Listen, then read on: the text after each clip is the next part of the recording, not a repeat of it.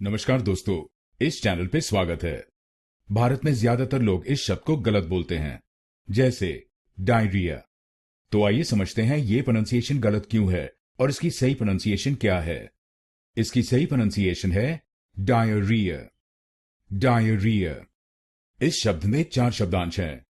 पहले शब्दांश को बोलिए डाई, डाई। दूसरे शब्दांश को बोलिए अ। गलत प्रोनाउंसिएशन में हम इस शब्दांश को नहीं बोलते, तो आप इस शब्दांश को जरूर बोलिए अ। तीसरे शब्दांश को बोलिए री, री। और आखिरी शब्दांश को बोलिए अ। तो बनेगा डायरिया, डायरिया।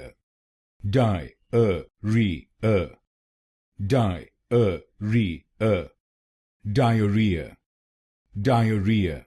और इस शब्द में आपको तीसरे शब्दांश पर यानी RRHE पर जोर डालना है। Diarrhoea, diarrhoea. गलत प्रोनाउंसिएशन में हम पहले शब्दांश पर जोर डालते हैं, डायरिया। तो आप इस शब्द को डायरिया नहीं बोलिए, आप इसको बोलिए डायरिया, डायरिया। अब आप जान गए इस शब्द की सही प्रोनाउंसिएशन।